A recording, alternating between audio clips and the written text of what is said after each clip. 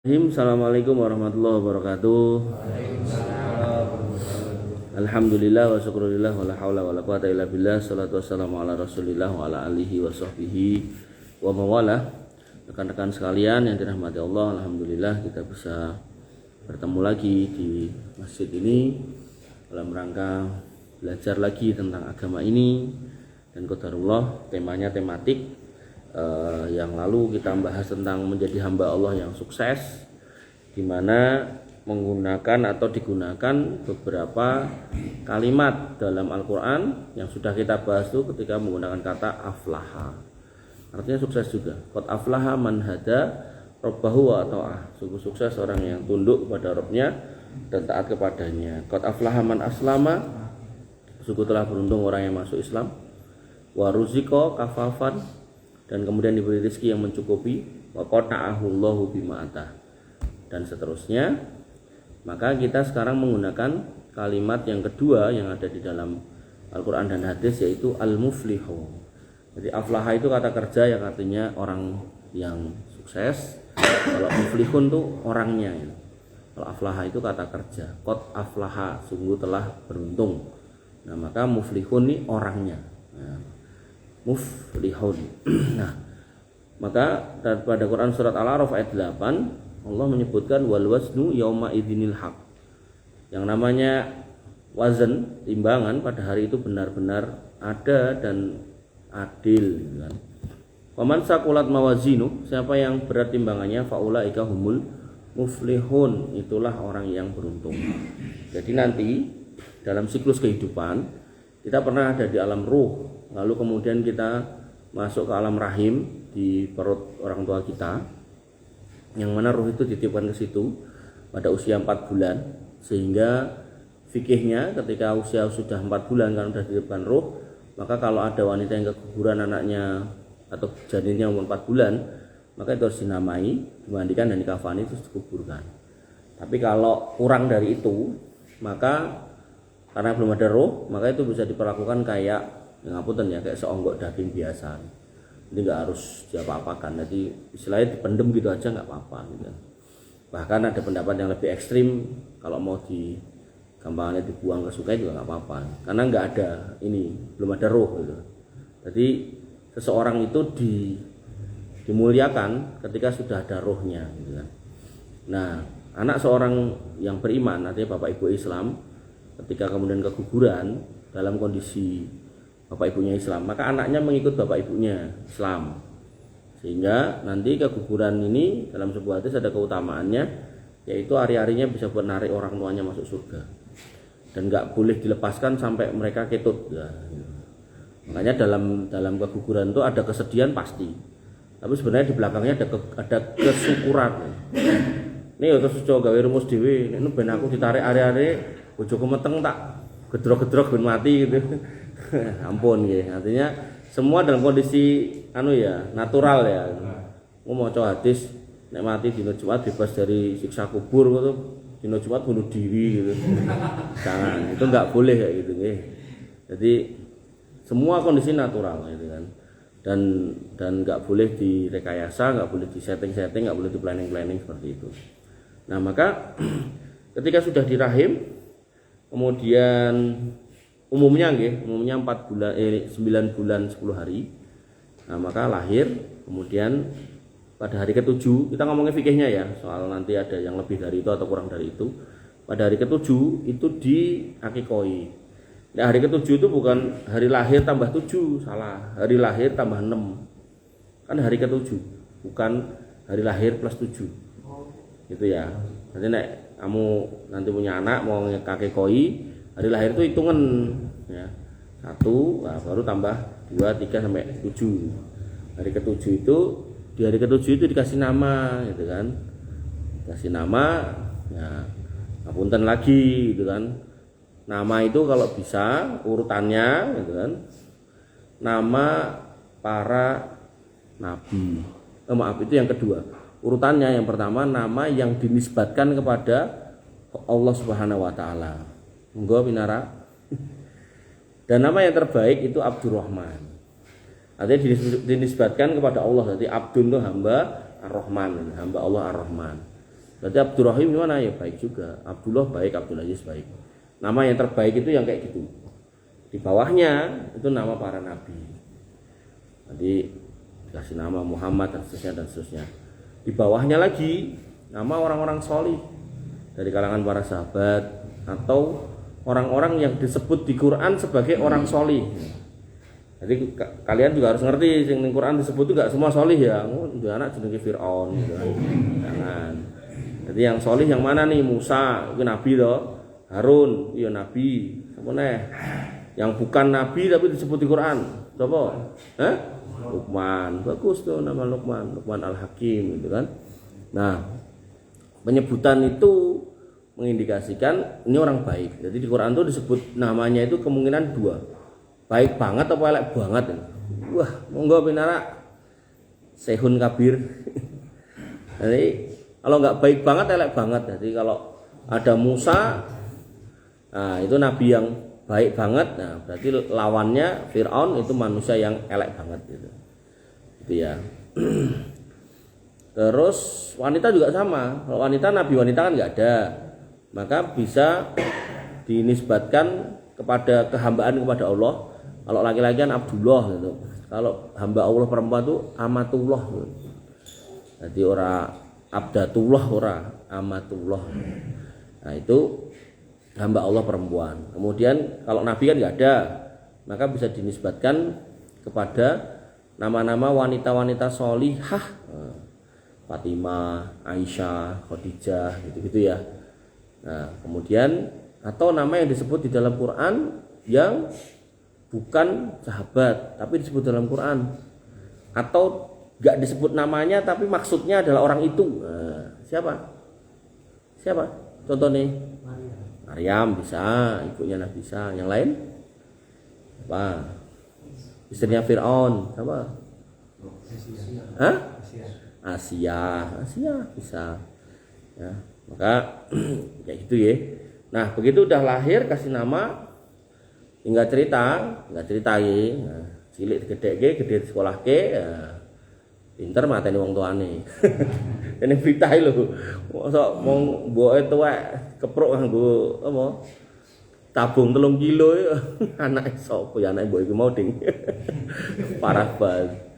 Terus anak mereka sing ning Medan cilik nek mulai aja bengi-bengi mboke ditusuk nganti mati. Mboke lho kuwi ora mboke tanggane, mboke kandung. Sing gembol ngewer-ewer nyawii gitu kan, ya Allah. Meh mlebu neraka sisih ngendi gitu kan, nggih. Artinya gini loh, Bro. Nek sama orang tua wis mbok wong tuamu elek kaya ngopo buka ta'awud gitu. Jangan sampai setan itu bisiki kamu sampai melakukan perbuatan yang sedemikian. Ada 3 loh minggu ini yang kasus kayak gitu. Satu yang tadi polisi tadi mbok itu keprok nganggo apa? Gas 3 kilo nganti mati. Terus sing ditusuk kene Medan ning daerah mbuh lali pokoknya Sumatera Utara. Ibunya ditusuk sampai mati. Terus di Lebak Bulus Jakarta itu bapak, nenek sama ibu. Padahal iki anak tunggal. Ditusuk bae karo bapaknya mati. Ibuke sekarat itu. Mbuh titik apa ora ngerti. Jadi banyak-banyak ta'awud kamu kalau kira-kira emosi atau karena nek wis wah ya Allah. Ya sing Lebak Bulus ditekoki polisi ku menyesal mati mbok Pak anu Pak ya rombae. Ya, enggak banyak-banyak ta'awud gitu, jangan sampai kemudian memperturutkan hawa nafsu. Wa nabiyina azani Allah wa iyyakum, hidup kemudian beramal mati. Nah, mati masuk kuburan. Di kuburan berapa lama? Sampai hari kiamat. Berapa lama enggak tahu. Enggak tahu pokoknya sampai hari kiamat. Kemudian ditiupkan sangkakala pertama, semua makhluk mati kecuali sebagian malaikat yang mikul ars, malaikat yang niup trompet itu tidak mati. Termasuk malaikat Jibril itu juga beberapa riwayat atau beberapa penjelasan ulama itu mengatakan nggak mati. Nah, tapi sisanya semuanya mati semua. Kemudian ditiupkan yang kedua, yaitu bangkit semua. Bangkit itu dalam kondisi nggak pakai baju, nggak pakai semuanya, nggak pakai sendal, udah gitu. Sampai Ibunda Aisyah bertanya, bagaimana aurat nanti ya Rasul. Nabi mengatakan tiap orang serang gagas kayak gitu. Disibukkan dengan amalnya masing-masing. Dalam kondisi udah gulana, galau, amalnya cukup opora. Dan Allah sudah ngepal kita semua. Apa tuh? Wal asri innal insana lafi khusrin. Allah bersumpah demi waktu bahwasanya kita semua rugi. Itu secara hukum asalnya. Tapi pengecualiannya ilal ladzina amanu, kecuali wong beriman. Berarti nek ra iman rugi. Nah. Wa amilus solihat, beramal soleh. Berarti nek ra tau salat rugi. Ra tau ngamal soleh rugi. Keprok mboke rugi gitu kan. Rugi itu lawannya amal soleh kan amal enggak soleh gitu kan.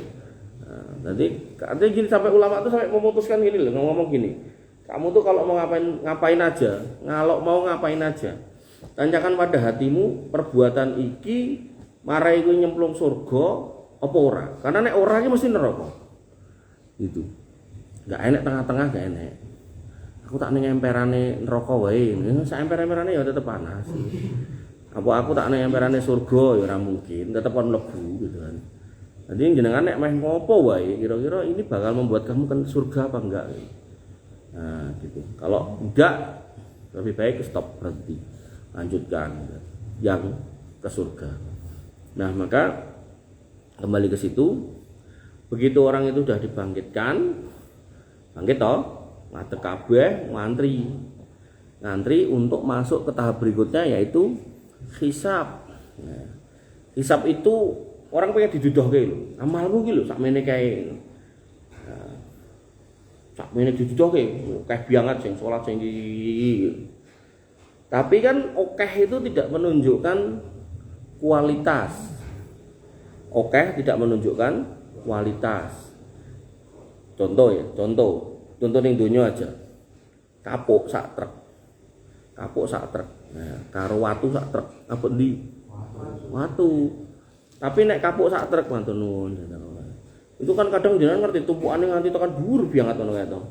Nanti kadang napa nyampluki kabel segala macam gitu. Karena emang rumongsone si nyopir truk kuwi nek mung diperes ngono rugi. Dihitung-hitung itu loh. Akhirnya kudu dipolke kan gitu. Apa meneh nek itu barang diambil dari Jawa dikirim keluar Jawa atau sebaliknya itu kan mesti pengennya maksimal gitu kan. Nah, maka gawe sedhuwur itu pun dibanding karo watu sing mungkin cuma setengah bak truk itu gitu kan.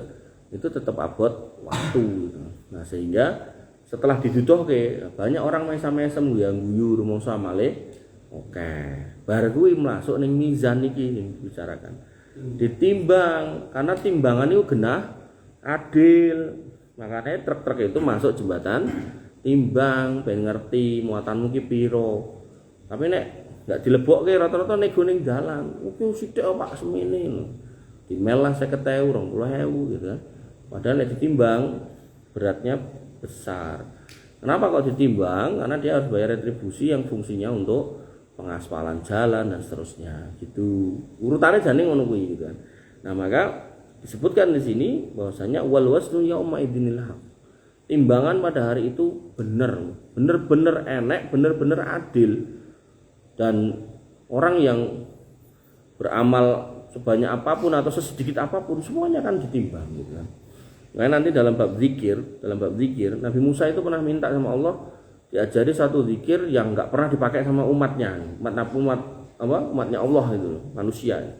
Tapi Allah ngasihnya la ilaha illallah. Nabi Musa protes. La ilaha illallah itu sudah dipakai manusia ya Allah.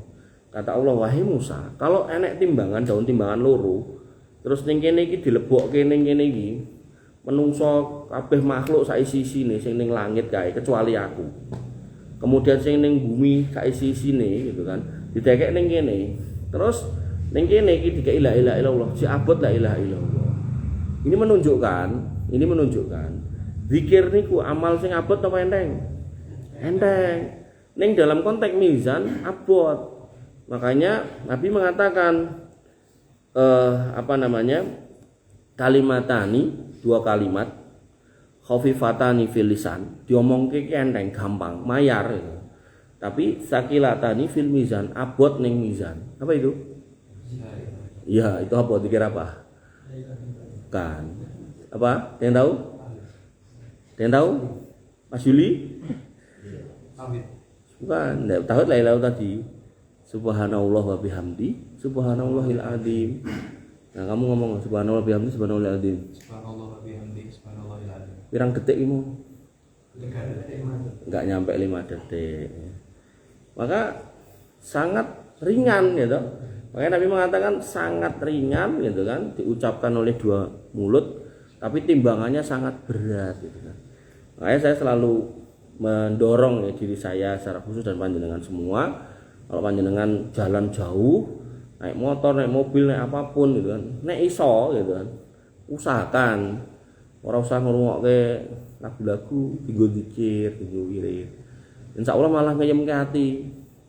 Ayo coba kowe ngrungokke lagu-lagu terus judulnya selingkuh itu indah. Nah, mesti baru kowe mikir, aku meh selingkuh karo sapa kan ngono. Ya toh. Jadi kan aku apa pacarmu sapa ya sing meh tak tembak, mesti ngono gitu kan. Dan judul-judul saiki iki racet-racet gitu lho. Ya, nyilih bojomu seminggu kok nek cocok tak tutuke ngono to. Lah kuwi bareng iki mesti mikir bojo sing ndi ya, bojone sapa ya sing tak pengen tak raya, tak eker-eker gitu. Makanya itu setan ini pinter mainnya dari sampai situ loh. Dirungokne ning kuping penak, nandes ning ati, terus dipikir gitu kan. Nganti karo ngising wis kepikiran gitu kan. Akhirnya tenan kuwi dibayang-bayangke, direncanake, diplanningke gitu kan. Wah, tenan iki. Jadi saya ngomong enggak cuma teori gitu. Banyak sing wis apa namanya? Wis cerita bermula dari situ. Makanya Allah benar ketika mengatakan ala bidzikrillah tatmainnul qulub. Dengan berzikir itu kamu benar-benar tenang gitu. Karena kalau kamu pengen damai hatimu tapi sing mbok pilih jalan-jalan sing enggak bener, ya ketenangannya hanya sebatas ketika kamu selesai dari itu, habis itu ya galau meneh.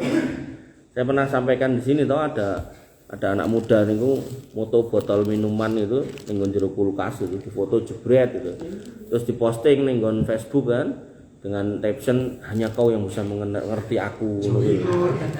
Lah kan nek wis entek ya stres meneh bocahe. Makanya disebut banyu gendeng pil koplo kan ngono kuwi gitu kan. Begitu diombe, ditenggak, ditelan itu koyo-koyo ngerasake tenang, tapi begitu selesai ya mumet meneh gitu kan.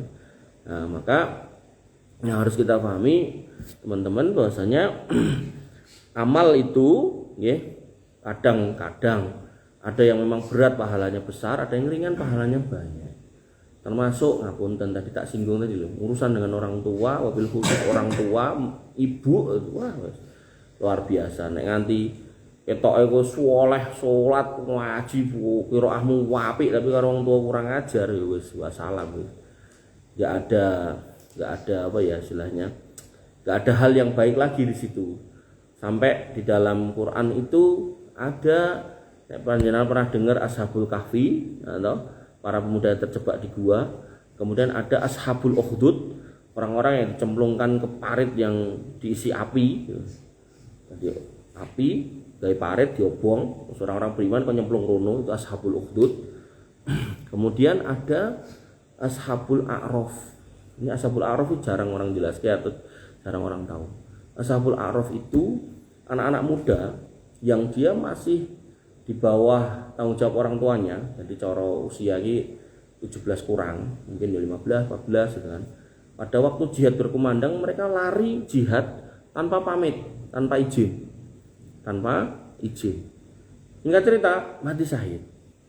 Nah, mati syahid harusnya menyebabkan dia masuk surga. Ternyata karo Gusti Allah ditahan, enggak boleh masuk surga. Ini juga dicemplungin rokok mati syahid gitu kan. Maka mereka hanya berdiri di pinggiran surga sambil mengamati orang-orang yang di dalam surga. Ya pengen mesti nek coba nek misal kowe luwe banget randidit terus tiba-tiba ning ngarepmu enek wong mangan enak banget. Tur kowe ya pengen kuwi, tur dhek orang kayak kowe kan. Rasane kan pengen kok campur anyel gitu kan. Nah, itu Ashabul A'raf. Walaupun nanti atas rahmat Allah dimasukkan. Maka pertanyaannya, kalau kemudian berjihad enggak pamit orang tua saja bisa menyebabkan tertunda masuk surga, apa meneh mulih bengi dipenging malah mbok dipateni terus piye ngono kuwi. Artinya kita harus mikir sedalam itu gitu loh ya. Artinya kalau kamu kemudian dikandani wong tua kok omongan itu mungkin di telingamu masih bersifat atau menyebabkan telingamu panas, coba ditimbang dulu. Ini omongan bener apa enggak gitu loh. Ya, kalau emang omongan bener kowe ora iso nampa, ya sabar sik gitu. Jangan turuti emosi. Karena kalau udah emosi, setan itu luar biasa mengerikan gitu. Sampai ada orang saking emosine bojone dimutilasi, kakine dipotong-potong ning jero kresek ditawake tanggane, sapa gelem daginge yanti ngono. Nah, itu kan hal-hal sing wah ngeri gitu kan. Nah, terus dhek dicekel polisi, dikei tilen-tilen kan landep toh. Tangane diuntir-untir ngono nganti gotahe moncret-moncret aduh iki. Polisi serba salah diculke engko polisine gendis sing dibrakot. Nah, engko nek ra dikai tilen kok sirahe dijegluk-jegluke ning nggon apa kae tralis kae gitu. Jadi serba salah. Makanya kembali ke sini, ketika kita ngomong orang beruntung ada kata muflihun, di situ Allah sebutkan siapa orang muflihun, ya tadi orang yang wazannya, timbangannya itu berat. Ora soal bawake lemu nek aku tak lemokke kaya sate kaya ora gitu kan. Ya, lemu tapi ora tau salat apa gunane gitu kan. Ya. Tapi yang terbaik adalah tadi beramal yang baik. Beramal baik itu urutannya nggih akidah yang lurus, kemudian sama orang tua yang berbakti, kemudian ibadah-ibadah wajib dilakukan. Orang Islam ya salat, engko wayah poso-poso gitu kan. Nah, maka mereka faulaika humul muflihun. Kemudian pada Quran surat Al-Mu'minun di situ juga ada dengan kalimat yang sama, faman saqulat mawazinu faulaika humul muflihun.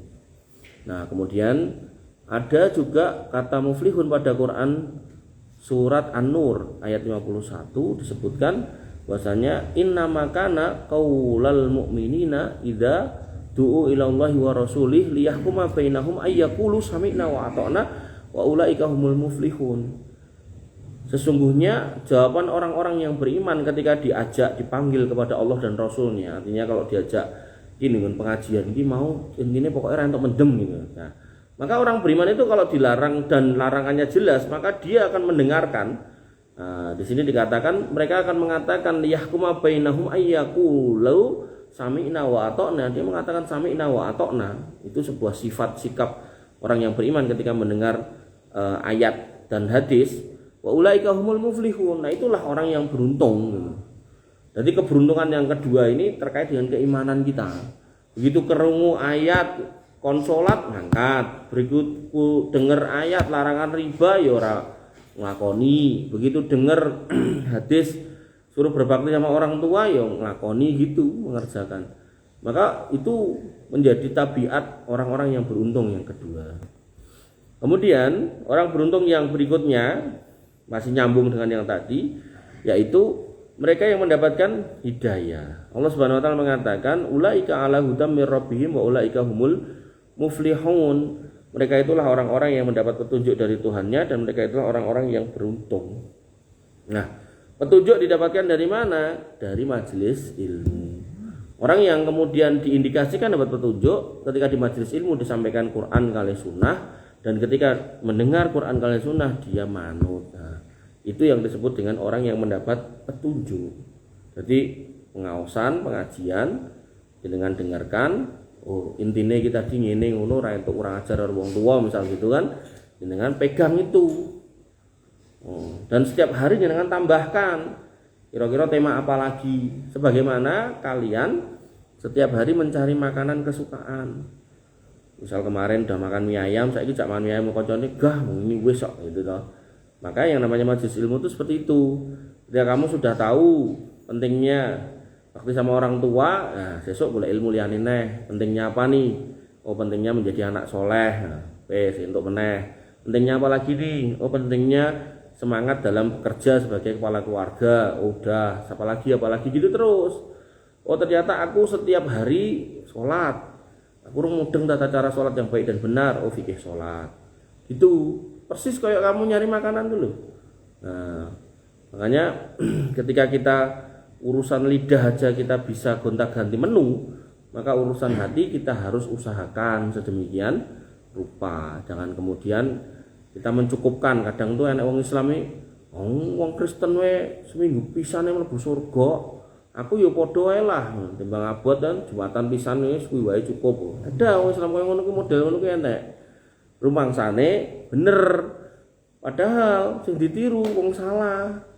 Ya, kayak kamu kalau ujian itu loh, nyontek itu, ya, ini bukan ngajarin nyontek enggak. Kayak karena niru kancamu, pasti kan sing mbok tiru ki wong pinter gitu loh. Wong kadang niru wong pinter jawabannya salah, apa meneh sing ditiru jelas wong gak patek pinter. Makanya dulu saya kuliah itu ada temen itu pokoknya anggar ujian sak ujian-ujiane metune dhisik dhewe. Terus nek diumumke bijine elek dhewe dan lulus keri dhewe. Karena kenapa dia harus segera keluar gitu kan? Dia merasa dengan segera keluar itu dia membebaskan pikirannya karena ning kono ora iso jawab gitu loh. Nah, persepsi ning kelas kuwi dhek wong pinter. Akhirnya begitu metu kuwi dijaluki jawabane atau ditekoki iki jawabanmu mau apa? Ya diajari ya akhirnya apa ya njluntrungke gitu. Maka apa yang kemudian kita lihat koyone pinter sakjane yo gak pinter kok enek. Dan lulus terakhir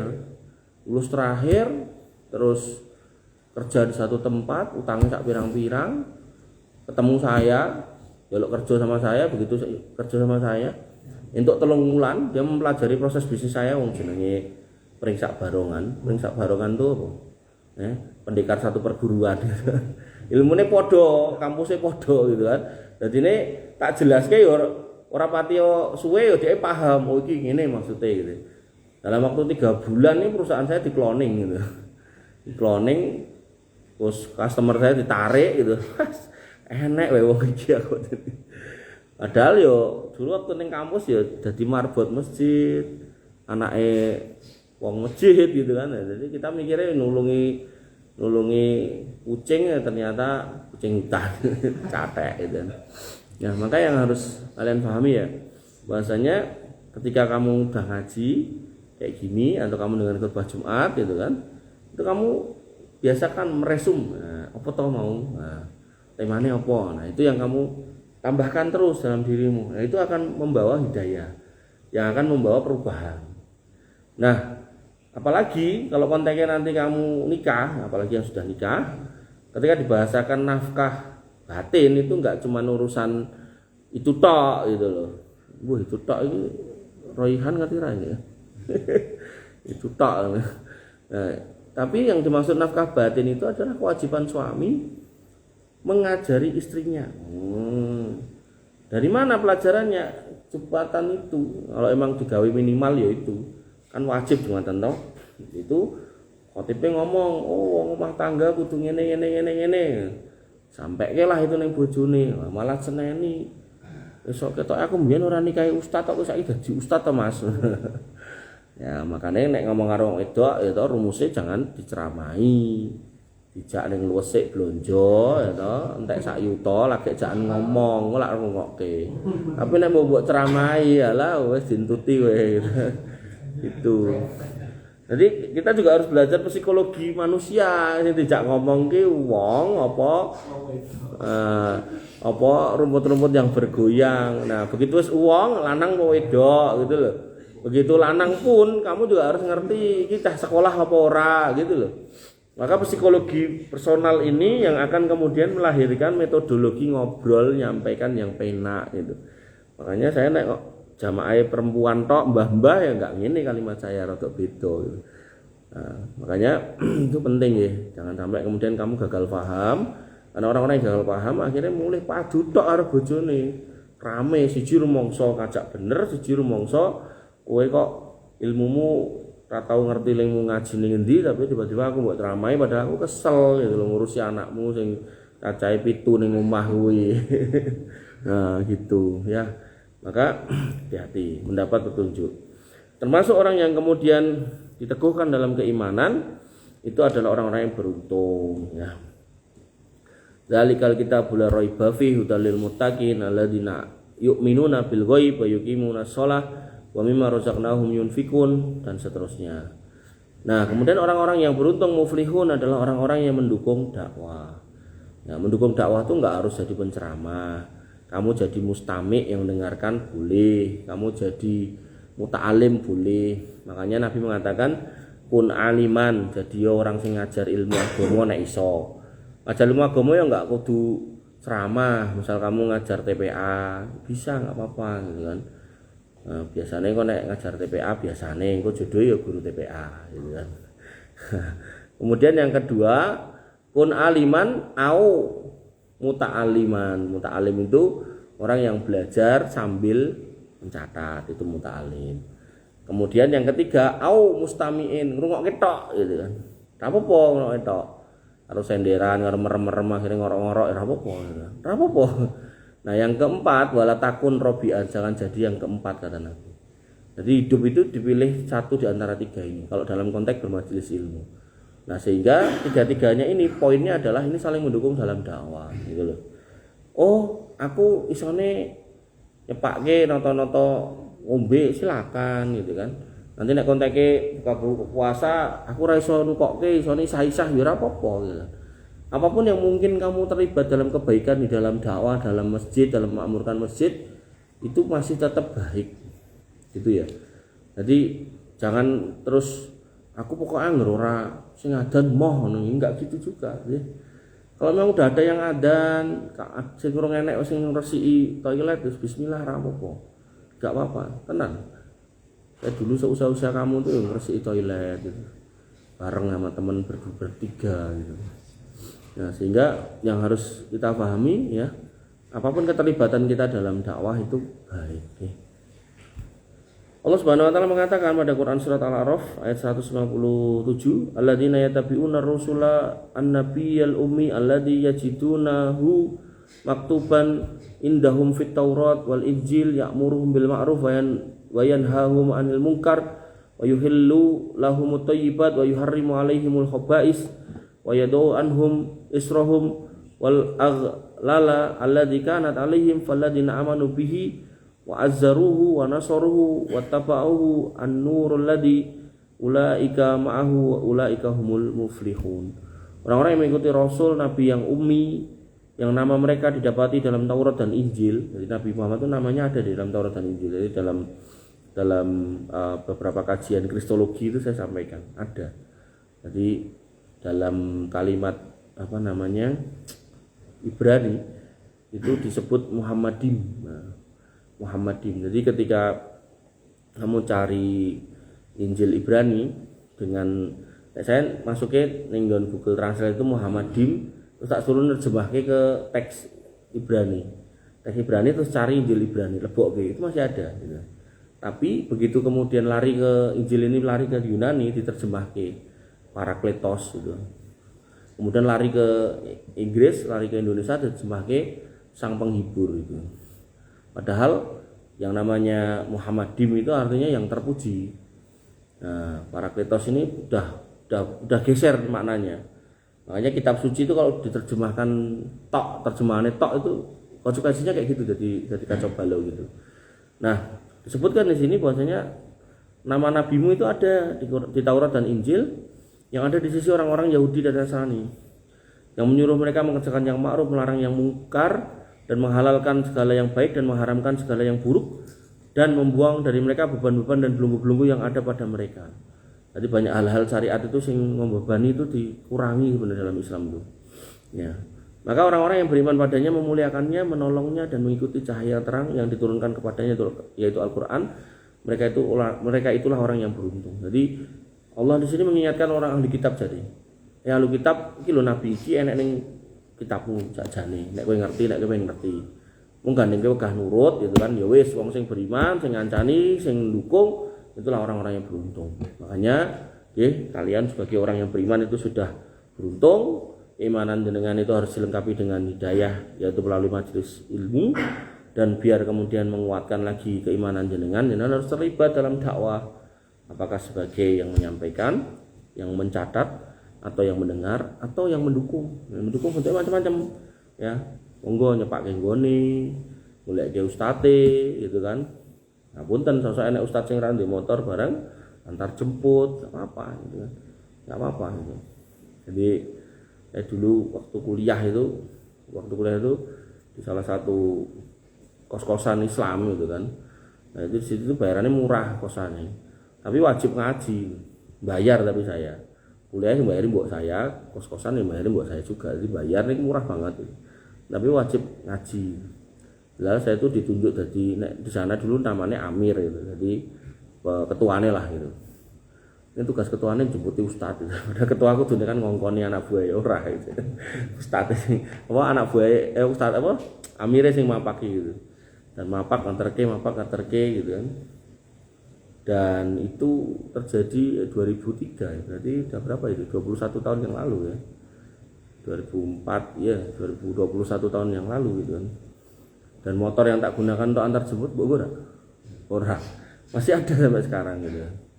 Nah, motor yang tak gunakan untuk antar jemput masih ada. Makanya begitu dituku wong karo pakku didol, tak tuku neh gitu. Pokoknya butuh duit ya, kon bayar, tak bayaran ini gitu.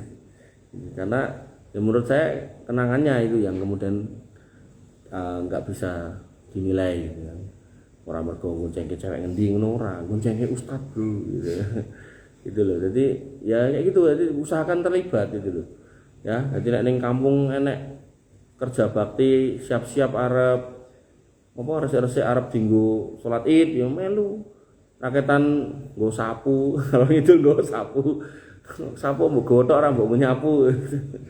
Ngenteni sing ngongkon. Nah, atau kemudian masangi tenger atau ngangkati mimbar gitu kan salatnya di luar toh. Nah, itu terlibat lah gitu.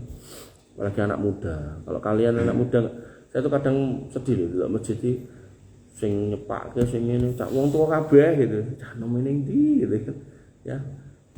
Usahakan kalian tuh terlibat dan ya menyengaja melibatkan diri gitu. Nah, perlu misal di masjidmu itu rismanya sekarat atau mati digugah meneh gitu kan.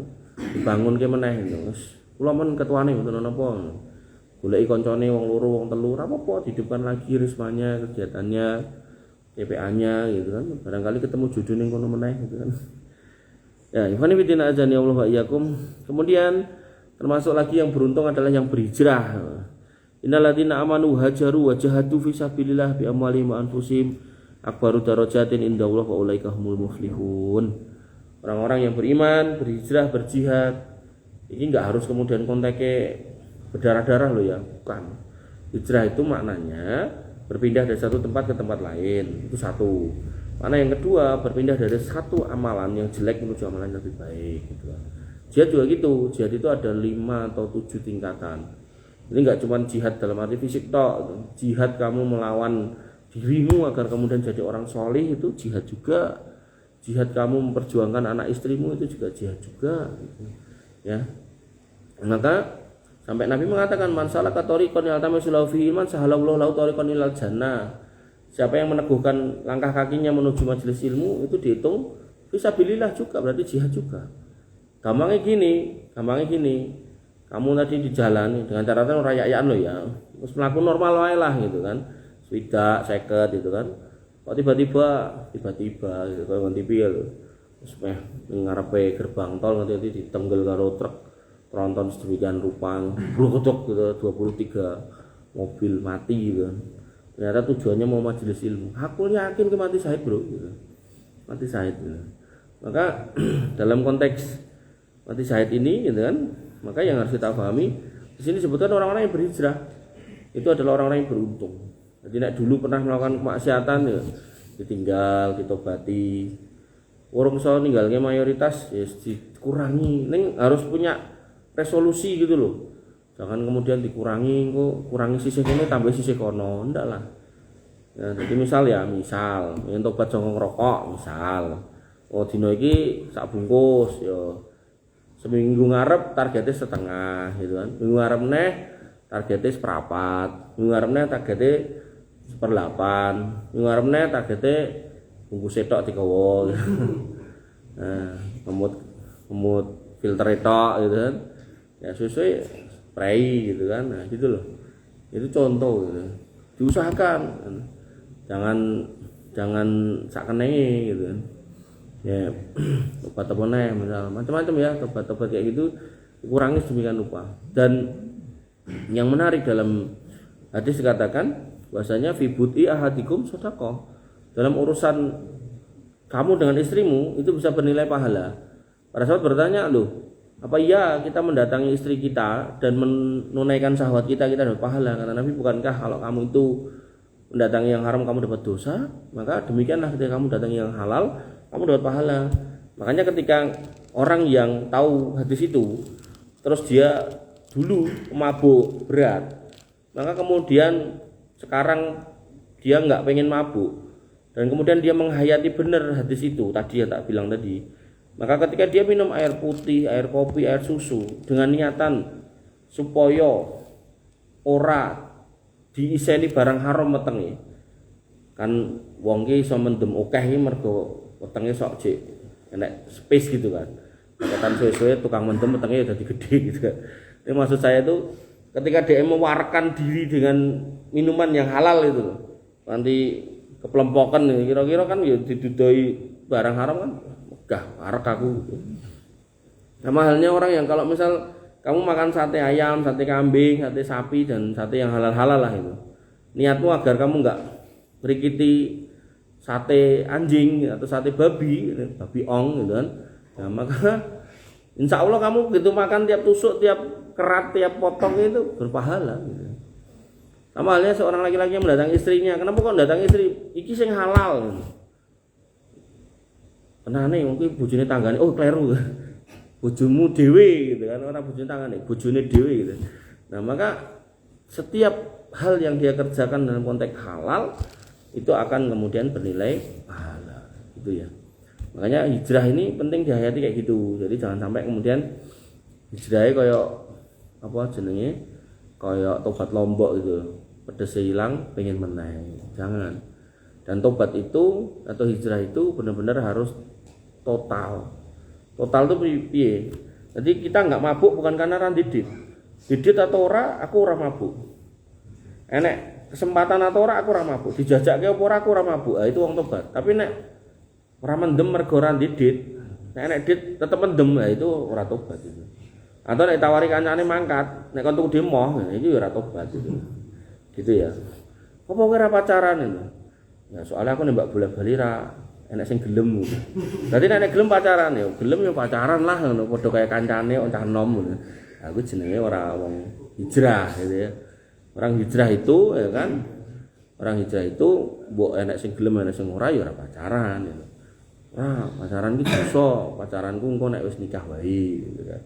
Terus kuwi genah wis paling well, paling penak. Ya, maka diempet itu lebih baik. Oke, nah udah jam 9. Ada yang mau ngejak rame? Tidak ditutupnya masih banyak. Apa? Kita close sampai sini aja, apa? Ada yang mau nanya?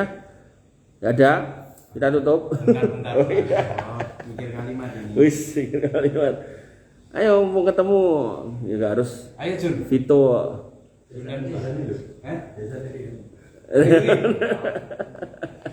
Oh, udah dikai hadiah. Yang teko kayak 1.000 ngono teko kabeh bangkrut terus ada. Ayo. Atau sambil dibagi Mas Angga. Boleh tau Mas? Nah, bagi aja Mas. Biar sambil ngobrol santai. Jam 9.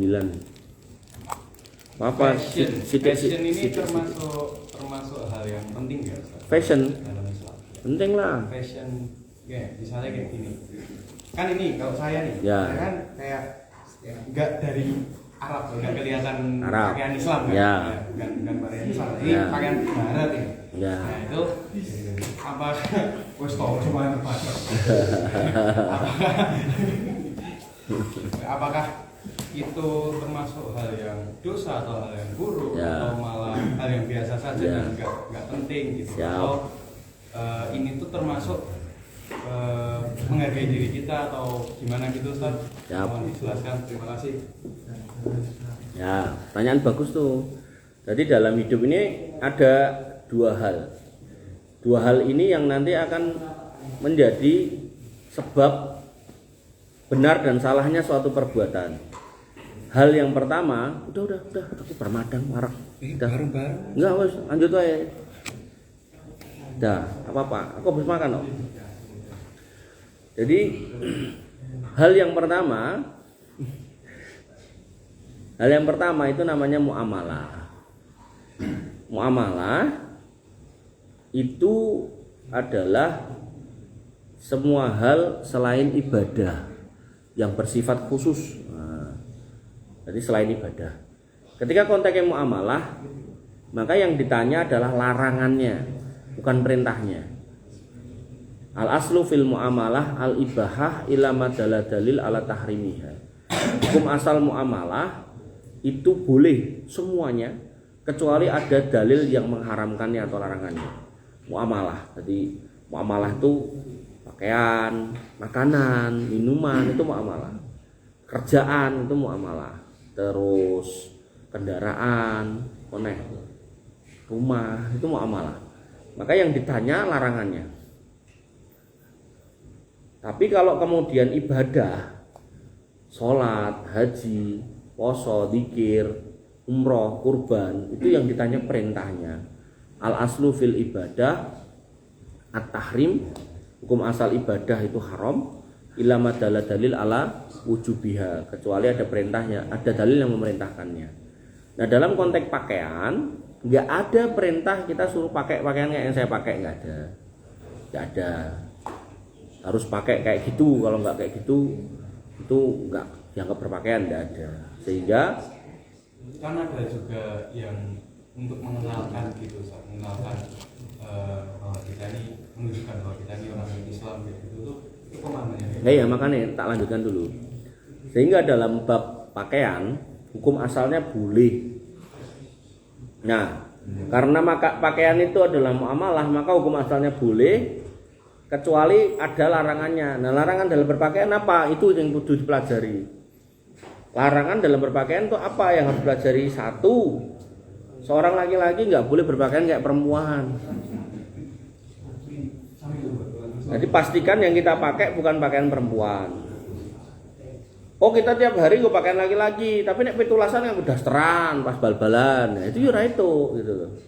Ya. Jadi gawe dari panitia pitulasan jangan pernah bikin lomba bal-balan nganggo daster. Nah, itu dosa dan mengajak orang dalam berbuat dosa.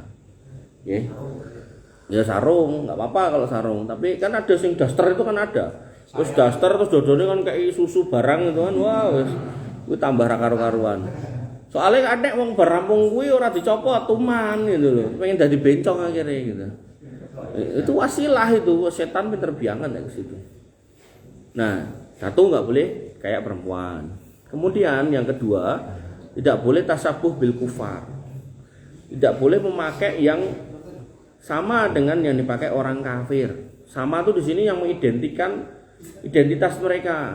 Contoh apa? Kalung salib. Nah, kalung salib. Nah, atau kelambi yang ada gambar salibnya, atau kelambi yang identik dengan aliran-aliran mereka. Kan ada toh, misal ya, kelambi gambarnya tengkorak ngono kuwi. Itu kan kalau pakai baju pluralisme gitu gimana? Ya itu sama aja. Itu kan juga enggak benar juga itu kata-kata itu. Wingi aku naik motor dari pengajian, depan saya itu nenek cah enom nggo kelambi ireng, kaos ireng. Burine tulisane gilingan ngono kuwi. Terus ngisore kuwi nek gambar dadu loro terus ndase ngarep dadu kuwi nek gambar tengkorak ra gek mbrakot gitu. Jadi mengidentikan kemaksiatan itu kan juga enggak boleh gitu. Tapi nek mung sekedar gilingan ngono ora apa-apa. Tapi kan kuwi nek gambar dadu dan tengkorak jadi identik karo kaya tempat main judi dan seterusnya gitu kan. Nah, itu enggak boleh. Pokoknya yang mengidentikan kayak gitu-gitu atau mengidentikan aliran-aliran sesat atau pemikiran-pemikiran sesat kayak pluralisme itu enggak boleh. Kalau tengkorak saja apa enggak boleh? Lah mbok yo liyane timbang tengkorak mending kupu-kupu. Kan bisa aja buat ingat mati itu bisa. Sejak kapan? Kan bisa aja gitu loh. Ketoke ra deh itu. Wong kae enek sing gawe grup band apa kayak kuburan apa terus ingat mati ya ora ya jingkrak-jingkrak ngono kae ya. Ora ingat mati ya. Ingat butuh nek. Ya nek memang pengen ngono ya toh gambare anu wae kuburan gitu. Bener-bener kuburan gitu. Atau joglangan kuburan gitu kan. Itu belum ada itu. Itu jangan-jangan nanti bisa jadi peluang bisnis loh itu. Mas serius itu kan. Serius. Nah, terus nggak boleh binatang hidup. Apa? Tapi itu kan yang semisal dengan itu kan ada. Jadi binatang badannya ular, enek kaki, enek motone kan enek. Apa? Ayo, kaya ula enek kaya ula enek motone enek sikile apa? Nek naga kan tadi fiksi, sing kayak naga. Kayak naga apa? Apa? Ora ngerti. Sing tenek sing seneng iwak apa? Salamander itu kan mirip gitu kan. Kayak gitu-gitu ya. Jadi jangan binatang-binatang, gambar binatang. Makanya saya dulu juga pernah punya konsep atau pikiran bisnis itu gawe kaos gitu kan, siluet dari binatang. Nah itu jelas boleh, aman. Siluet, ngerti siluet? Bayangannya tok, jadi bayangan gitu kan. Gajah enggak gitu kan. Nah, yo kok diwarnai. Boleh cat pager itu diwarnai. Gitu. Jadi itu nggak boleh perempuan, nggak boleh tasabuh bil kufar, nggak boleh yang bergambar-gambar hidup, kemudian nggak boleh mempromosikan agama lain atau keyakinan-keyakinan tertentu, atau mempromosikan ajaran-ajaran tertentu yang bertentangan dengan Islam, pluralisme, liberalisme, LGBT, gitu kan. Kowe ora LGBT tapi kelambimu gambar pelangi ngono ki to. Air putih pelangi gitu. Ora. Nek iku ketoke sadurunge LGBT dhisik dhek gitu, sake ngono. Korban dia. Apa itu merek dia wis izin negara. Kayak gitu ya. Jadi MUI iki, Bro. Apa nih? Jadi kalau urusan muamalah tanyakan larangannya. Kamu mau minum sesuatu, tanyakan larangannya. Apa larangan minuman? Oh, yang memabukkan nggak boleh, yang membahayakan nggak boleh. Nah minuman kok membahayakan apa enak gitu kan? Kowe ngombe banyu apa jenenge aki kan membahayakan. Aki itu. Ini kadang tuh ada orang gini loh berpikir gini, sing diharamke sing mabukke, banyu aki kan orang mabukke tak ombe ya, itu nggak boleh. Gitu kan. Makanan juga gitu, makanan membahayakan nggak boleh, haram. Apa contohnya? Mangan paku, mangan beling, ya. Karena nek wong, nah itu berprofesi kuda lumping, mangani paku, mangani beling, alasannya kan apa-apa, sing diharamke babi iki ora. Padahal hadisnya jelas la dororo wala diroro, enggak boleh melakukan yang membahayakan diri sendiri atau orang lain. Nah itu, jadi kita tanyakan larangan nih untuk yang muamalah. Tapi nek untuk ibadah, kita tanyakan perintahnya. Misal kamu diajari orang, Mas, gandeng bojomu meteng nom, maca surat Maryam ben nek lahir ayu, terus maca surat Yusuf nek lahir lanang ben ganteng gitu kan. Nah nek bapake irunge pesek mbok yo ngono terus berharap metune kaya Nabi Yusuf, metune kaya bule-bule kae ora mungkin lah gitu. Akhirnya sebagian orang nanti ketika itu enggak kabul nyalahke surate, orang nyalahke sing ngajari. Wah berarti surat Yusuf ini ramandi lho ngono. Padahal ketika diajari ajaran kayak gitu tanyakan dalile. Iki nek perintahe ora. Nek ra enek ya toh berarti bukan sebuah ajaran yang dibenarkan. Makanya kalau kamu lihat ajaran sebagian sebagian Habib-habib itu kalau ditanya dalile enggak enek, bahkan mereka itu jawab gak dalil-dalil wis. Jadi sampai mereka kemudian mengatakan kekuburan ini nanti bisa begini begitu, padahal Nabi kita itu sudah wafat duluan sebelum kuburan itu ada. Itu loh. Artinya kalau itu benar datang dari Islam, harusnya yang memerintahkan itu Allah atau Rasulnya dan Rasulnya gitu. Dan itu mesti ada dalil Quran, dalil ayatnya kalau konteks ibadah. Tapi nek enggak ada, maka ya itu bukan ibadah. Gitu. Sehingga itu bisa masuk dalam kategori muhdas, perkara yang baru, yang dulu enggak ada sekarang nongol gitu kan. Nah, makanya hal-hal seperti ini yang harus kemudian kita pahami, dua prinsip hidup ini. Ketika kamu berhadapan pada permasalahan, iki muamalah apa ibadah? Nek muamalah tekoke larangane, nek ibadah tekoke perintahe. Ketika ini bisa terjawab aman, kamu mau praktekin aman, yang muamalah juga gitu aman. Aku mau kerja jadi tukang parkir, entuk ora gitu kan. Pertanyaannya apa? Yang perlu ditanya perintah apa larangane? Tukang parkir, di tukang parkir, PNS di PNS, petugas noto sepeda, yang ditekoki perintahnya apa larangane nek tukang parkir? Katanya ora mau, wis ngopi bareng, Tukang parkir, jadi kok perintahnya pelarangan nih. Kuwi muamalah apa ibadah? Muamalah. Nek muamalah kok larangane apa perintahnya? Larangan. Entuk ora jadi tukang ada enggak larangan jadi tukang parkir? Enggak ada. Karena enggak ada berarti boleh. Ning nek tukang parkir nyambi calo SIM. Calone sing ra entuk. Dadi selama parkir entuk, ning nyalone ra entuk. Tapi nek aku ra karo nyaloni, engko karo polisine ra entuk dadi tukang parkir ning kono. Ya wis golek parkir liya gitu loh. Itu nggih. Atau kemudian dari tukang parkir ning diskotik, ya itu ya enggak boleh. Karena diskotik makanya nek kamu jadi tukang parkir diskotik ya toh, pastikan diskotiknya kan pindah, jadilah tukang parkir di situ gitu. Pindah sih aku tak jadi tukang parkir ning ngene. Mungkin enggak? Enggak. Jadi kita sing pindah gitu loh.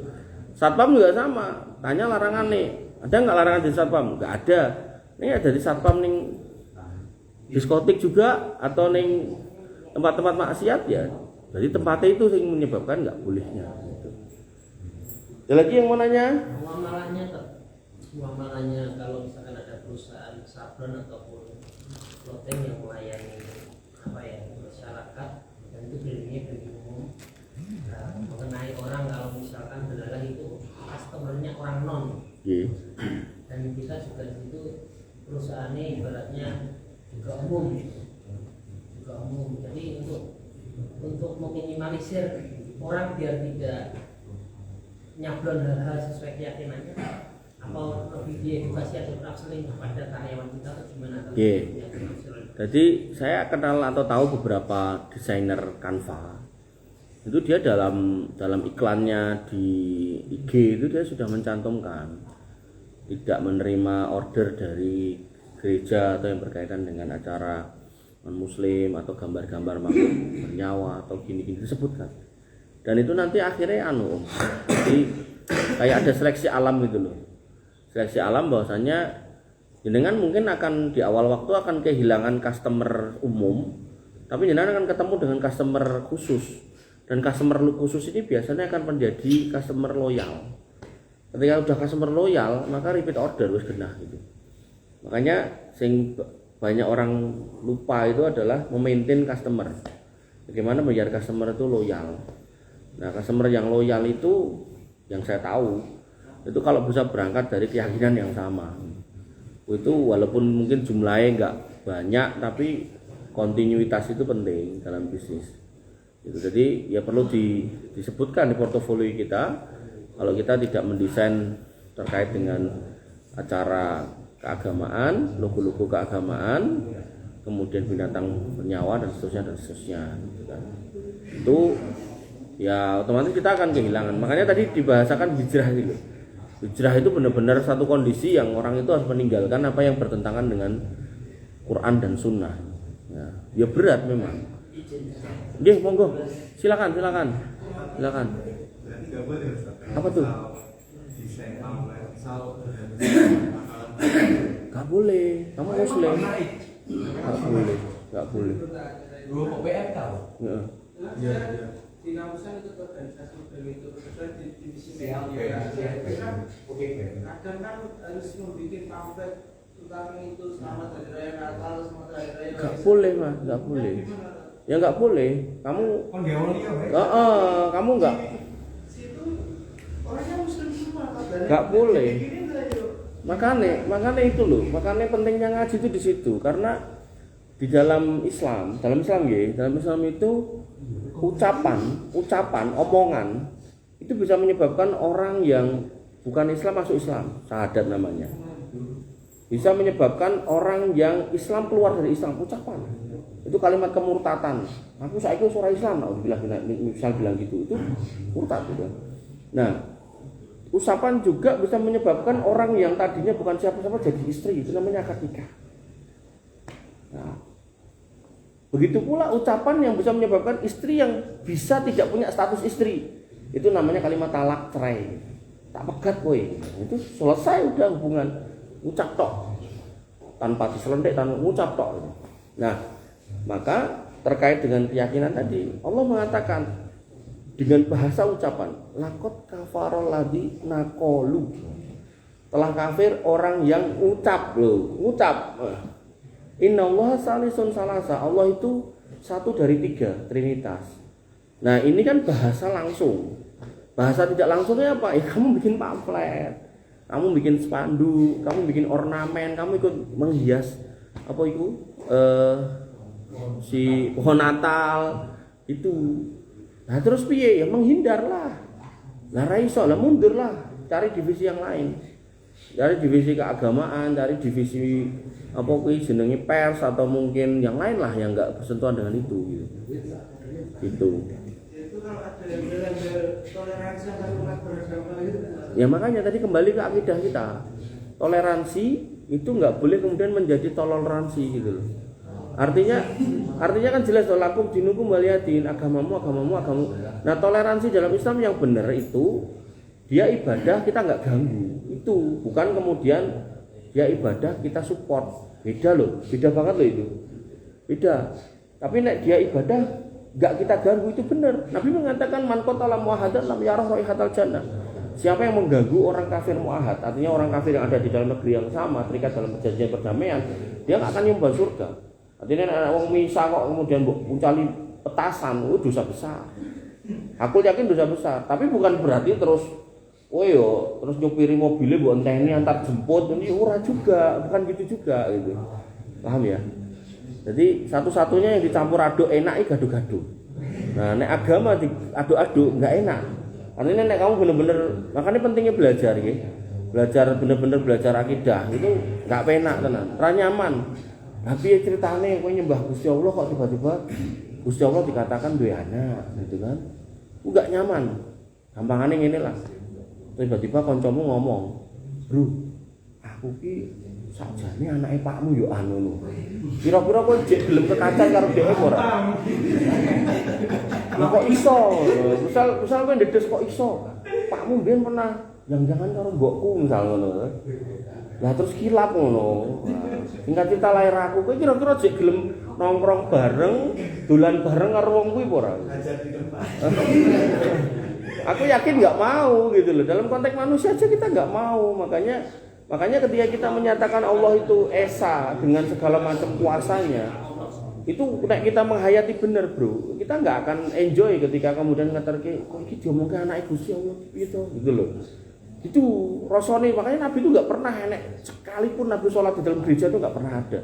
Bahkan nek kamu ngerti, kamu cari ning nggon YouTube orang-orang Yahudi dalam konteks ini, dalam konteks orang-orang Yahudi itu punya keyakinan yang sama. Di dalam perjanjian lama itu masih dilarang tentang gambar patung dan seterusnya, itu disebut sebagai wasan, disebut sebagai berhala.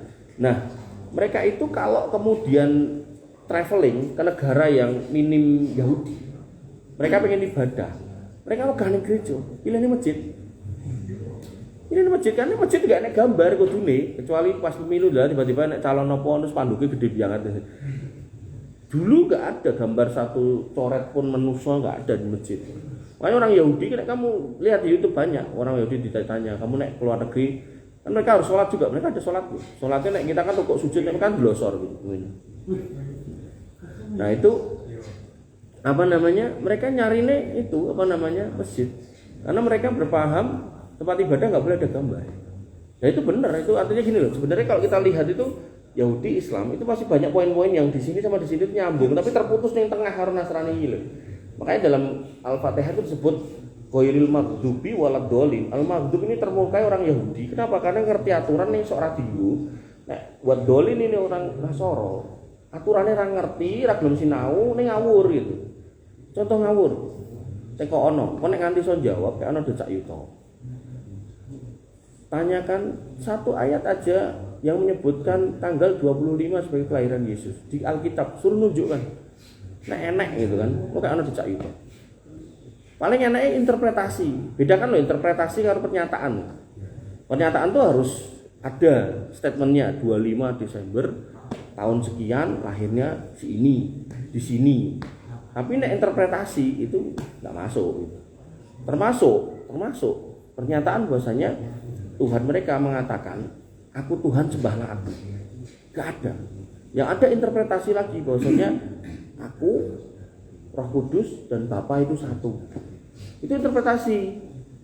Nah, satu di sini bukan berarti nyatu secara fisik.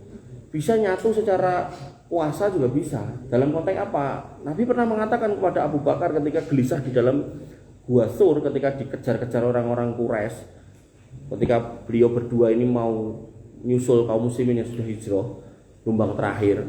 Jadi seorang pemimpin tenan ini, jadi kaum muslimin kon hijrah sik, beliau terakhir. Nek pemimpin saiki kan bos sik mangkat, anak boy carry gitu kan. Nah, ini enggak, Nabi terakhir.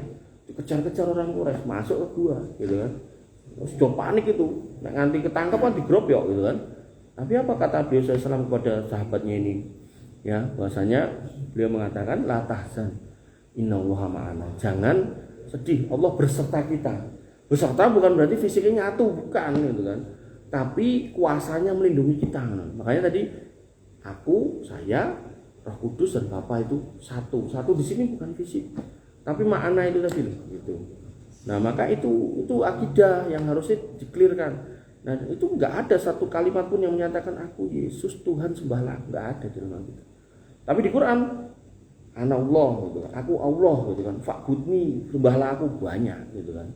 Wa'budullah wala tusyriku bihi syai'a, banyak. Sembahlah Allah, jangan pernah berbuat kesyirikan. Banyak ada kayak gitu. Makanya tantangan itu masih berlaku sampai hari kiamat. Dan itu sebenarnya pondasi paling dasar dalam akidah. Artinya nek nganti ayat kuwi ora enek gitu kan. Terus kuwi iki pakai dasar apa? Makanya dalam Quran disebut ad-dhalim itu kayak gitu. Jadi beragama tapi sesat. Karena dia itu enggak pakai dasarnya enggak enek tapi nekat gitu loh. Gitu. Buru-buru gedang mergane doktrinnya apa? Kowe urip sak karep-karepmu wis dijamin mlebu surga lah ngono. Makanya padahal ketika dihayati bener, dibongkar bener isine, di situ ada 10 perintah dan larang, perintah Tuhan kepada Musa gitu. Dilarang membunuh, dilarang kemudian berzina. Tapi kowe nek ditekoki kata-kata atau kalimat free sex, kenalmu dari mana? Dari Amerika ya kan. Ketika di situ di Alkitab kita dapatkan larangan LGBT, Sodom Gomorrah itu buminya dibalikkan gitu kan. Nah, saiki LGBT sumbernya ning ngendi? Sing negara-negara kuwi gitu kan. Terus segala macam film tembak-tembakan bunuh-bunuhan asalnya dari mana? Sang negara kaya ngono kuwi. Tapi kan kita enggak pernah menyalahkan mereka toh. Karena ya kita sudah terbawa terhanyut sama pemikiran nek mereka itu sudah diampuni. Jadi sakjane sak karep-karepe kan gitu. Tapi nek kemudian kamu lihat kaya ngono enek ning negara Islam gitu kan wis geger. Ning arep kok enek kaya ngene gitu. Ning arep kok enek LGBT padahal mungkin dari sekian juta orang mung situk tok kuwi gitu kan. Lalah ucul sama kandang wedhus apa piye gitu kan. Nah, tapi kita mencoreng sak negara. Itu ya, jadi akidah itu benar-benar riskan dan kita harus clear dan bismillah ya. Itu yang menjadi pondasi kehidupan kita. Jadi jangan harus, saran saya kalau emang nggak bisa menghindar mendingan mengundurkan diri dari bidang itu gitu. Jadi nek bagusnya ya melu apa SKI tahun ini join ya guys. Apa jenenge SKI apa? Sentra Kegiatan Islam. Ah kuwi. Ning SKI kan dia enak mediane to. Enak to? Ada desain kominfo ada. Monggo masuk. PT udah masuk 12 orang. Enggak apa-apa. Enggak apa-apa. Artinya tadi loh terlibat dalam dakwah. Bahasanya kan udah dakwah, bukan terlibat dalam perayaan orang lain gitu loh. Pada dakwah kita. Muslim, MIT Muslim. Makanya kan kemarin kan aku ngomong loh, dia membawa kalian, kalian membawa yang lain ngono loh. Jadi ben kebak gitu loh. Karwane enek suguhe gitu loh. Itu ya, jadi itu anggap kayak itu loh, belajar marketing. Tadi kan aku ngobrol sama dia tuh, wah, marketingnya jos sih. Karena yang namanya dakwah itu ketika kita nggak bisa ngisi, ya paling nggak kita itu mempromosikan. Dan promosi dalam dakwah itu sebuah perjuangan juga karena di situ butuh meyakinkan orang datang kemudian mendapatkan ilmu, enjoy, mendapatkan hidayah. Nah, maka kata Nabi, nek bisa kamu ngasih hidayah satu orang, maka itu khairum min humurin ni'am, itu lebih baik daripada unta merah. Nah, padahal unta iki rata-rata warnane ora abang. Kok enek unta abang iki regane larang banget. Ya, sampai sebagian ulama, sebagian ustaz itu menyatakan unta merah itu nek cara saiki mobil Ferrari gitu kan. Nah, jadi nek nganti iso membawakan hidayah satu orang, jadi figur itu hidayah itu Ferrari kok Giro lupat mau 66. Nah, numpak ini sok ben ning akhirat ta. Nek yo kuwi kudu ikhlas.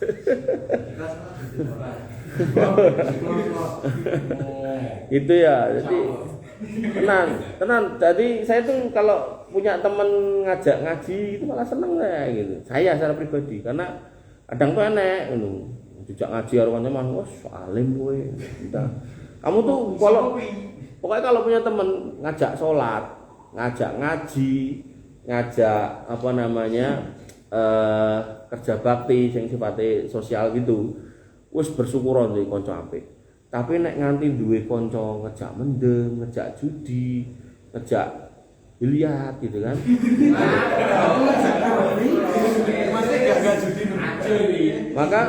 Maka nek iso yo tadi jangan yang ini gitu loh, karena Allah mengatakan al-akhillau yauma idzin ba'dhum bi ba'din adu. Orang-orang yang dulu itu berteman dekat banget, bahkan berkarib kerabat dekat, nanti di akhir itu saling memusuhi. Jadi yang nanti akan saling bersenang-senang atau saling mendukung atau saling berbaik hati nanti di sana itu ilal muttaqun, orang yang bertakwa. Makanya la tusahib ila mu'minan wala taqul ta'amaka ila taqiyun. Jangan berteman kecuali dengan orang beriman tuh dan saling menguatkan akidah, saling menguatkan iman, saling mendukung, itu, saling menolong. Ada lagi mau nanya? Monggo Om. Kartunya digawa ora? Sini. Kok tak hitungnya dhewe. Dapat hadiah ini semua. Oh. Dapat hadiah nih. Siap. 45 ini. Oh iya, siap. Kartu voucher cuci motor tempat Om Udin. Piye. Lanjut. Yang mau kondur silakan lho, nek udah kesiangan. Malaman. Tadi katanya nggak boleh sholat di gereja. Iya, nggak boleh. Gimana dengan Hagia Sophia di Turki? Itu kan dulu bekas gereja. Ya. Itu Ya. Cek nom itu mulai ngopo? Oh ngantuk, turu kene ora apa-apa. Salam. Ya mulai kuwi, sing lemu kuwi. Ora ana sing goleki mulai. Oh iya, nggih. Siap. Ya. Jadi yang saya tahu, tapi mudah-mudahan saya nggak salah, aku ya orang tahu rono sih. Jadi harusnya ketika itu bekas gereja, dan banyak sekarang bekas gereja di Eropa itu dibayari wong Islam, termasuk Muhammadiyah itu lagi habis bayari kalau nggak salah ya 52 miliar gereja di Spanyol gitu kan. Nah itu nggak apa-apa kita menjadikan gereja itu masjid dengan catatan tadi loh, gambar-gambar yang berbau identitas agama lain itu kita ganti atau ditutup atau diganti. Jadi coro salib gitu ya, salib itu dicopot gitu kan. Atau coro nek gambar pastor, pendeta ya itu diganti, atau gambar Tuhannya diganti. Karena nanti gambar itu menyebabkan tidak masuknya malaikat. Padahal malaikat itu diperlukan untuk menghadirkan ketenangan, kekhusyuan, termasuk nyatet amal gitu loh. Yang membuat rumah itu menjadi singgup, jadi malah dileboni setan, itu salah satu dan salah duanya adalah karena ada gambar dan anjing. Anjing itu menyebabkan malaikat gak masuk, malah lungo. Kemudian gambar-gambar itu patung-patung gak sama. Jadi nek kamu misal seneng pemain bola, ora usah mbok tempel gitu kan. Dilipat wae gitu kan, tekek ning besar meja apa piye gitu kan. Nah, jadi kebiasaan nempel-nempel apa namanya artis-artis itu nggak usah dilakukan. Ya karena nanti itu banyak anak muda itu gini loh, dia punya masalah. Dia merasa dengan mengunci diri di kamar, dia tenang. Padahal kamarnya kebak dengan kayak gitu. Otomatis dia kebak kayak gitu, dia nggak mungkin tenang. Justru tingkone nek setan. Dan setan ini ngompori. Makanya sampai ada seorang anak muda itu di daerah Kartosuro itu STM pinter dewi, SMP 4 atau SMP piro gitu. Pada angkatannya itu pinter dewi. Dan dia merasa dengan kepinterannya dan basic sekolahnya yang istimewa itu atau sekolah yang favorit itu, dia ini daftar itu iso ketompo gitu. Dia nyoba sampai 3 atau 4 kali gagal terus. Mengunci diri, stres, bunuh diri gitu. Makanya Nabi mengatakan alladzina yukhalitun nas wa yasbiru ala adahum khairum minal ladzina la yukhalitun nas wa la yasbiru ala adahum. Orang yang bergaul dengan orang dan mau bersabar itu lebih baik daripada orang yang nggak mau gaul dan nggak mau sabar. Karena orang yang nggak mau gaul, kunci diri, itu setan itu koyo coro laler ini ngerubungi gitu loh, bisiki terus gitu kan, kompori macam-macam gitu. Makanya yang bunuh mbah, bapak sama ibu nih, ibu Qadarullah Jek Urip iki kan, dia itu sebenarnya anak baik, anak pinter, anak humble. Pada satu malam, menurut pengakuannya sementara itu, tiba-tiba ada yang bisiki, nah gitu loh, bisiki, sing buh bisikannya apa, terus akhirnya dia ambil pisau, itu orang tua 3 itu coblos si kabeh. Ibunya dilalas sementara itu orang mati gitu kan. Jadi bapaknya orang bayi udah gitu. Padahal itu rumah itu termasuk di kawasan elit Bona Indah, aku ngerti itu Pak Bulus. Nah itu kemudian dia ini juga dikenal sebagai keluarga yang baik-baik, bukan keluarga sing gene rusuh, gene rame. Anak ini juga dikenal sebagai anak sing kalem, ora sing anak ya anu galugalan itu enggak. Jadi setan itu benar-benar ada. Walaupun kamu nggak lihat, tapi bisiki itu luar biasa mengerikan. Makanya dalam bab persetanan, urusan setan itu, kita itu kalau kemudian nesu atau punya rencana jahat atau pengen apa jenenge melakukan hal-hal yang jelek, apunten kayak bunuh diri segala macam, kita diminta untuk banyak istighfar. Ta'awud itu. Karena Allah sudah mengatakan dalam Quran, inna kaidah syaiton kana dhaifa. Tipu daya setan itu lemah. Dan saking lemahnya mbok ta'awud itu lungo. Nah, dengan kamu ta'awud sebanyak-banyaknya, harapannya setan itu lungo. Sehingga enggak bisa kamu. Tapi nek kamu enggak ta'awud gitu kan, malah yang ada kamu dalam posisi galau, buat tekake minuman keras, buat tekake film-film porno, buat tekake musik-musik apa satanik itu, setannya tenan teko, tambah stres, tambah ruwet, tambah mumet gitu kan. Ayo kayak gitu-gitu, kemudian buat tonton videone karo jingkrak-jingkrak mbrakoti pitik urip ngono kuwi. Lah enek to? Enek ra? Enek. Maling-maling masyaallah. Ora maksudnya sing video kuwi ngono. Enek kan? Enek to sing kok mau hardcore, kudune ngerti ya hardcore. Saya bukan anak hardcore. Oh, bukan. Diam-diam. Kan itu kayak gitu-gitu tuh terus kadang dipikir logika angel, saiki dia sudah menyembah Tuhan yang salah. Terus dia enggak mendapatkan ketenangan dengan Tuhan yang salah itu di gereja Satanic Church gitu. Logone piye? Satanic Church. Ngerti enggak? Ora kudu sing kuwi. Salib yang dibalik kan aneh. Jadi harusnya kan opsinya ketika kita ngomongkan agama samawi, opsinya itu pilihannya mau telu, Yahudi, Nasrani, Islam. Begitu nggak ketemu ketenangan di dalam dua ini, pilihannya ya mau Islam, malah gawe Satanic Church. Piye to iki aku? Ini kan aneh gitu loh. Ya ibaratnya kamu makan nasi, kok nggak enak ya mangan roti, kok kayak milih mangan suket kan kayak duduk wedus gitu. Nah gitu loh, jadi pikirannya itu udah out of the box, saking out of the boxnya sampai nggak masuk akal gitu. Roti setan. Jelas Tuhan itu dalam 3 kitab ini kan menyatakan musuhnya adalah setan. Kok malah memenuhankan setan, kan aneh. Dia ceritanya, walaupun nanti dalam bab Dajjal itu benar-benar orang itu akan mempertuhankan Dajjal itu, walaupun Dajjal itu manusia bukan setan itu. Cuman ya itulah dinamika kesesatan itu sampai seperti itu, dan orang-orang sesat sama orang-orang enggak sesat itu lebih banyak orang sesat. Makanya Allah mengatakan wa qalilun min ibadiyas syakur, sedikit orang yang bersyukur itu sedikit. Wala tuti aksar man fil ardi yudiluka an sabilillah, jangan kamu taati kebanyakan manusia di muka bumi karena kebanyakan itu terluput dari jalan Allah. Makanya ketika kita mengikuti yang sedikit tapi kemudian di atas Quran dan Sunnah itu seolah aman. Ada lagi yang mau curhat? Ini mumpung tak sediakan waktu khusus di cuci motor wae ya. Apa butuh air galon?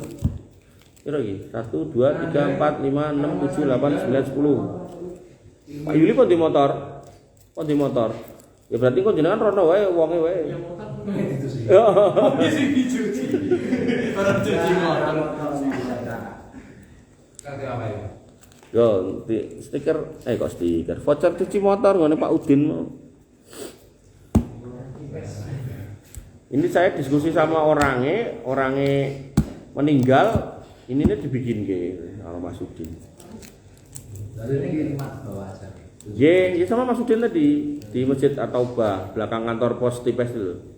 Ada Masjid At-Taubah, di pojokannya ada cucian motor, dan kasihkan itu nanti diminta. Iya no, jenengan go meneh padha karo jenengan voucher bola Bali.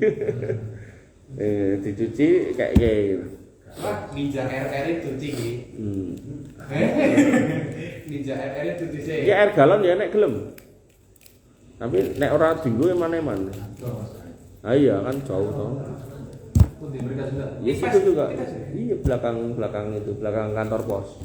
Ada Masjid At-Taubah. Enak masjid itu toh belakang ini. Oh iya. Ah, jalan heeh. Mas, Iya. kita nggak asli artinya apa nggak? Kalau adzan itu kan hayya ala falah.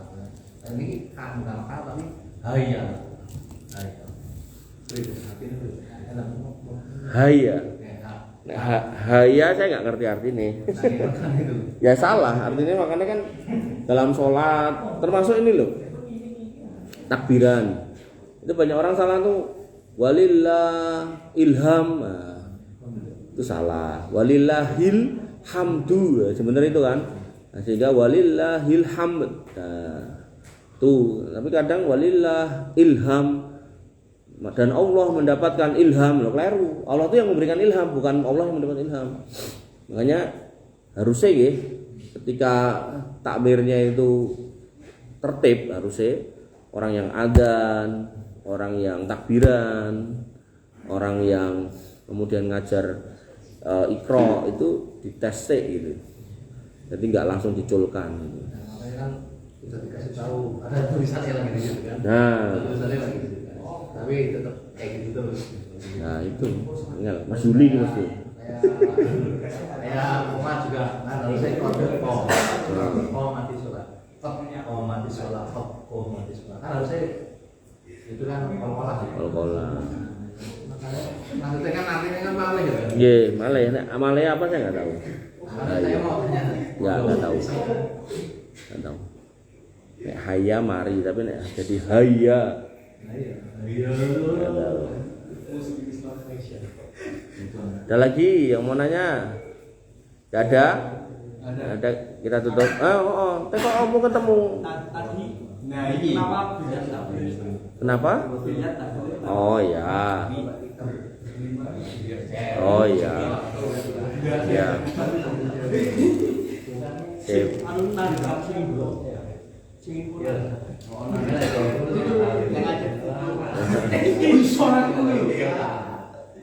Jawab ora?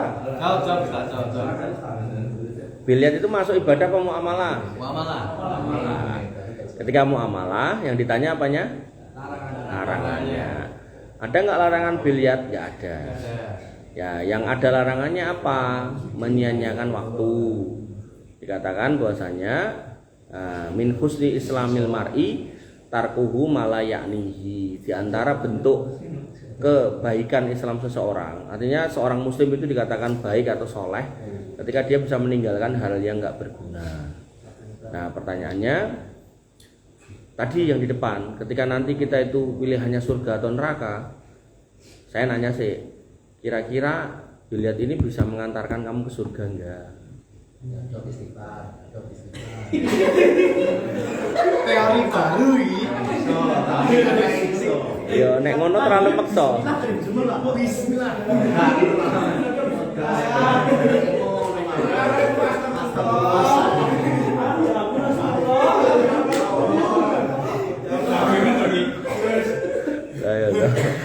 Iki teko tenanan aja dijawab karo gojekan.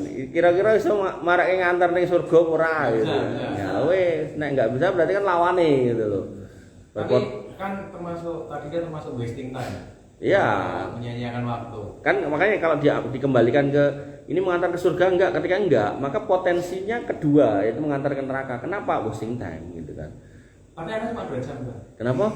Ada cuma 2 jam. 2 jam ketika jenengan tadi subhanallah bihamdi subhanallahil azim 5 detik aja wis piro kowe gitu kan. 2 jam kuwi lho kejablat kan jam. Kose itu kan ini kose itu kan kose itu kan dari sisi itu ya. Terus dari sisi yang lain, misal aku ya urung tahu, misal ning kono ngomongnya nek cewek-cewek barang. Enek ra? Nek siang enggak ada karena biasanya siang. Yo takjub dhisik. Oh. Ngajari ya. Nek saya sih melihatnya tempat itu tuh identiknya ya kayak gitu-gitu gitu.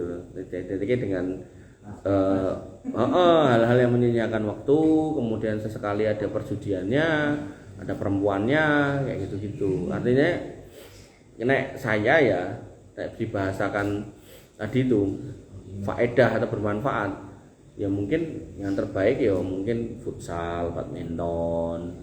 Tapi dunia kan terhitung olahraga juga. Iya, bahkan pemerintah memasukkan e-sport sebagai olahraga, tapi dalam kacamata Islam e-sport bukan olahraga. Itu membuang-buang waktu lagi gitu. Itu. Jadi nek kalau ditanya, memang kadang akhirnya gini loh, hukum Islam sama hukum positif itu di kondisi tertentu nggak ketemu kadang. Nah, sehingga dalam konteks e-sport, walaupun pemerintah menyatakan itu olahraga, dalam Islam itu bukan olahraga sama sekali gitu. Nah, kemudian yang dimaksud olahraga dalam Islam itu adalah yang kemudian bisa meningkatkan kondisi fisik untuk bersiap dalam jihad. Jadi tidak coro bahasanya pemerintah itu, coro Indonesia diserang kamu itu siap menjadi pasukan cadangan gitu. Nah, nek biliar terus biar pandemi go bolane kuwi. Kan melatih fokus juga. Termasuk melatih fokus. Nah, sehingga Nabi mengajari terkait melatih fokus itu, olahraga dalam Islam itu berkuda, renang dan mana. Enggak ada channel buat mana di mana itu enggak tahu sih. Enggak usah bikin channel, kalian tuku panas 1, tuku sasaran 1, golek lapangan nombo digawe dhewe. Gawe dhewe latihan dhewe ra. Alah. Kabeh nek digawe angel ya dadi angel, lapangan ngendi-ngendi iso dipakai. Di itu loh, Masjid Istiqlal Sumber, sadurunge masjid kan nek tanah kosong. Itu sasarannya dekek kono, ditinggal. Jadi nek rono mana-mana ngono aman ya. Gitu. Jadi enggak ada mentoring, Pak. kenapa? Bisa mana ada? Aku nggak bisa. Jadi mentor, Pak. Latihan dhewe. OTW. Enggak Kira-kira player dilihat tim player pemana? Mana? Ready. Yang gampang renang lah itu. Karena Renang cocok, termasuk salah satu bisa juga itu. Nah, Tapi pas renangnya aku masuk angin. Nggak bener izin dulu Pak Manu masuk angin. ya gitu ya. Jadi kalau bisa tuh sing manfaat gitu. Apa gitu. Ya itu bahasa ringane kan, tapi kan ada tadi potensi judi, cewek, sosok yo ada biring nggak tuh situ tuh? Ada yang ada ya? Nggak, maksudnya secara lokasi tuh mereka nawake orang. Ada yang enggak. Contoh kayak di Purwosari ada, terus yang di samping Green Mall itu ada. Sing kene iki tipes iki. Tipes itu Pojokan enggak ada. Paling coffee. Apa itu? Ya kabeh diparani. Kon sedaya iki Pungsi om. Kalau di yang nggak ada tuh fusion, terus Mojosongo sama yang D sampai pasar lagi. paling penak ya iki. Paling murah. Paling samping Gremol. Iya. Meramu biarkan pun boleh. Meramu jalan pun boleh. Wah, ya enggak usah bawa. Ada lagi? Ada lagi yang mau nanya? Gak ada? Kita tutup ya kalau nggak ada. Oke, kita tutup dengan doa. Mudah-mudahan pokoknya gini loh Mas. Namanya ngaji, ya jangan tanya kalau di agama yang lain tuh Yahudi. Itu ulamanya itu nek jawab pengennya kayak selerane sing takok. Nah, sehingga ada kompensasi, entah bayar, entah entertain, entah apa gitu loh. Nah, di agama Yahudi itu ada keadaan di mana ketika mau menasihati itu mikir-mikir ping sewu sehingga enggak dinasihati. Karena mereka punya filosofi atau punya slogan itu, nek aku berbuat salah rasa mbok kandhani, itu nek salah rata kandhani. Jadi saling menutupi kesalahan gitu. Itu nek kita bahas tentang Yahudi panjang gitu kan, tapi intinya kayak gitu. Nah, dalam Islam tuh ada orang-orang yang seperti itu berkumpul dalam ormas LDI itu kayak gitu. Jadi mereka itu ya sesamanya itu saling melindungi, tapi kepada orang lain orang peduli gitu. Jadi misal sesama mereka itu saling tolong menolong, tapi kalau orang liya ora gagas. Jadi misal mereka mengharamkan rokok, itu sesamanya nggak boleh beli, tapi nek mereka dodolan. Jadi dalam Islam konsisten, ketika saya mengharamkan rokok, saya nggak akan jualan rokok. Nah itu harusnya seperti itu. Nah dalam Islam enggak. Allah mengatakan berkali-kali kebaikan atau keutamaan orang Islam, bahwasanya kuntum khairu ummatin ukhrijat linnas, kamu tuh umat terbaik yang keluar buat manusia. Kenapa? Ta'muruna bil ma'ruf wa tanhauna 'anil munkar. Rohnya orang Islam itu selalu menyuruh yang baik dan mencegah yang munkar. Sehingga ketika kalian pengajian kan masih muda-muda, ada kalanya memang ketika kamu bertanya, mungkin pengarep-arepmu jawabannya ra ngono, ning akhire krungumu ngono, kuwi jangan alergi sik. Pokoknya denger sik, tampa sik, ning tetep ngaji gitu loh. Soal kamu nanti bisa menerima mungkin 2 tahun lagi, 3 tahun lagi, atau 10 tahun lagi, itu bagian dari hidayah tadi. Prinsipnya ya toh, apapun kita, ketika kita dengar jangan alergi. Alhamdulillah misal kita itu hari ini masih minum minuman keras, kemudian gitu, kita ada khotbah Jumat jelaske bahaya homer segala macam ayat hadis ditokke. Terus sesuk kok malah no aku ra Jumatan ya, itu kleru gitu kan. Kleru mantu. Awas curu Pak Yuli. Saya golek sing paling ganteng gitu. Jadi kleru, jadi tetap datanglah gitu kan. Dengarkan gitu kan, sambil mintalah hidayah gitu.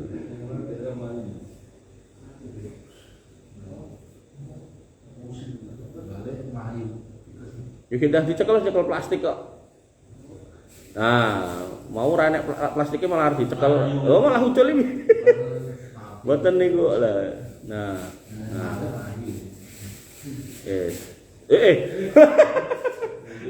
Oh ya enak wae. Iki wedi apa piye to kok? Cekele minggring-minggring. Wedi to Pak Yuli? Oh iya bau memang. Kayane kok wedi ngono. Nah, itu ya. Jadi kalau misal ustadznya jawab kayak gitu, kamu belum bisa nerima, jangan alergi. Pokoknya ngaji sik, nyalu hidayah, istighfar. Oh, susu-susu ra mangkat do. Ya wis kenapa wis ganti, wis direncana ganti makna ngono kok. Itu ya, tak dongake muga-muga dadi anak-anak saleh. Amin. Ini syaratnya cek rajin ngaji. Yuk kita berdoa jadi anak-anak soleh.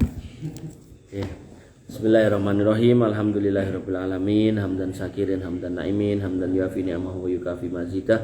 Ya Rabbana lakal hamdu kama yanbaghi li jalalika wa azimi sultanik.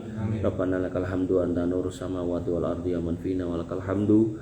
La ilaha illa anta subhanaka inna kunna minadh dhalimin wa illam taghfir lana wa tarhamna lanakunanna minal khasirin. Allahumma ighfir lil muslimina wal muslimat wal mu'minina wal mu'minat al ahya'i minhum wal amwat innaka samiun qaribun mujibud da'wat wa ya qadiyal hajat.